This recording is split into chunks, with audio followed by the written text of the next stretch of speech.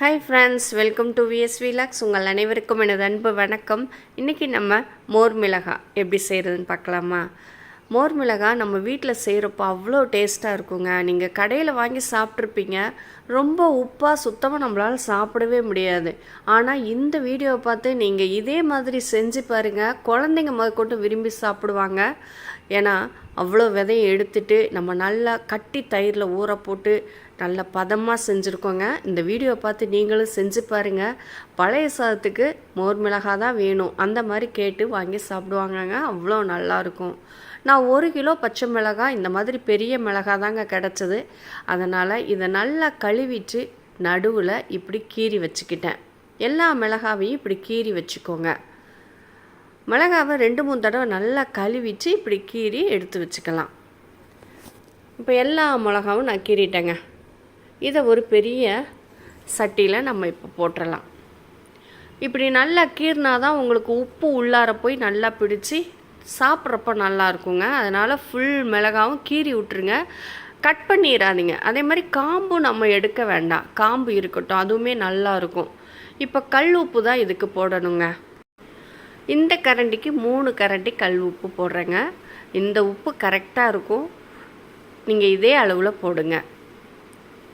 கல் உப்பு தாங்க போடணும். அதே மாதிரி தயிர் ஒரு 1/2 லிட்டருக்கு கொஞ்சம் கம்மியாக எடுத்துருக்கேன். இந்த தயிரை நல்லா கலந்து விட்டுக்கலாம். விஸ்கு வச்சு நல்லா அடிச்சுக்கிட்டு இதை மோராக்கிக்கணுங்க. ரொம்ப தண்ணி விடாமல் கொஞ்சமாக தண்ணி விட்டு நல்லா கட்டி மோராக வச்சுக்கணும். அப்போனா தான் அந்த மோர் மிளகாய் நம்ம சாப்பிட்றப்போ டேஸ்ட்டு கிடைக்கும். ரொம்ப தண்ணியாகிடுச்சு அப்படின்னா அந்தளவுக்கு டேஸ்ட் இருக்காது. அதனால் ஓரளவு கட்டியாக மோராக கலந்துக்கோங்க. கலந்து இதில் விட்டுக்கலாம். எல்லா மிளகாயிலையும் படுற மாதிரி நல்லா ஊற்றிட்டு இது ஒரு நாளைக்கு எப்படி ஒரு 2-3 தடவையாவது நம்ம குலுக்கி விடணுங்க. அப்படி குலுக்கி விட்டால் தான் உங்களுக்கு எல்லா மிளகாலையும் அந்த உப்பு மோர் இதெல்லாம் கலந்து மிளகாய் நல்லா ஊறி வருங்க. இது ஒரு 4 நாளாவது இப்படி ஊற வைக்கணும். ஒவ்வொரு டைமும் குலுக்கி விட்டு நம்ம இப்படி அமுத்தி ஊற வச்சிடணுங்க. இப்போ 4 நாளைக்கு அப்புறம் பாருங்கள் மிளகாய் எந்த அளவுக்கு ஊறி வந்திருக்கு பாருங்கள். நான் 4 நாள் ஊற வச்சுருந்தேங்க. இப்போ இதை வடிகட்டி ஒரு பெரிய தாம்பாளத்தில் போட்டு நல்ல வெயில் அடிக்கும்ல, அதில் நம்ம காய வச்சிடலாம். இந்த வடிகட்டின தண்ணி இருக்கட்டுங்க. இந்த மோர் இருக்குல்ல, இது இருக்கட்டும். 1 டே காஞ்சதுக்கப்புறம் திருப்பி நம்ம இதே மோரில் நம்ம மிளகாவை போடணும். அதனால் அதை அப்படி வச்சுருங்க.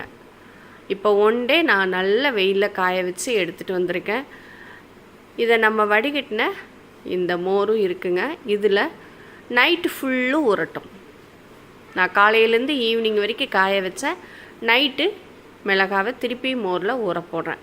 இப்படி 1 டே தான் நான் ஊற போடுறேன். நீங்கள் 2 டேஸ் கூட இந்த மாதிரி காய வச்சு ஊற வைக்கலாம். அப்பவும் டேஸ்ட் நல்லாயிருக்கும்.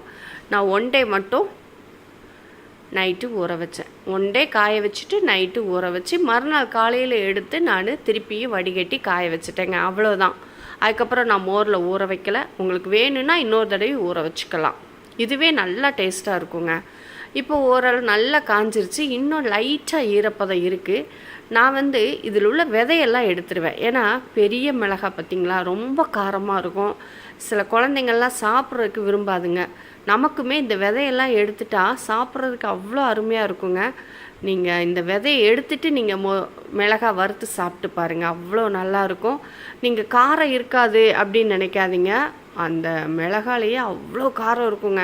அந்த விதையை எடுத்தாலும் நீங்கள் மிளகாய் ஒரு 2 மிளகாய் தான் நம்ம எடுத்துக்க முடியும், அந்த அளவுக்கு காரம் இருக்கும். அதனால் ஃபுல் விதையை நான் எடுத்துட்டேங்க. மிளகாய் பெரிய மிளகாவாக வாங்கி நான் போட்டதுனால எல்லா விதையும் எடுத்துட்டு நல்ல வெயிலில் மொறுன்னு காயிற அளவுக்கு நம்ம காய வைக்கணும். இந்த பாருங்கள் நல்லா காஞ்சி வந்துருச்சு. எந்த அளவுக்கு காஞ்சிருக்கு பாருங்கள். இதை ஒடிச்சா பாருங்கள் எப்படி தூள் ஆகுதுன்னு. இந்த அளவுக்கு காய வச்சு நம்ம எடுத்து வச்சுக்கிட்டோம் அப்படின்னா ரொம்ப நாளைக்கு நல்லா இருக்குங்க. இப்போ இதை வறுத்து காட்டுறேன் பாருங்கள். நான் கொஞ்சமாக தான் எண்ணெய் விட்டுருக்கேன். மீடியமில் வச்சு வறுத்து இந்த அளவுக்கு வந்தவுடனே எடுக்கணுங்க. இந்த வீடியோ பிடிச்சிருந்தா உங்கள் ஃப்ரெண்ட்ஸுக்கு ஷேர் பண்ணி விடுங்க. அப்படி ஒரு லைக் போடுங்க.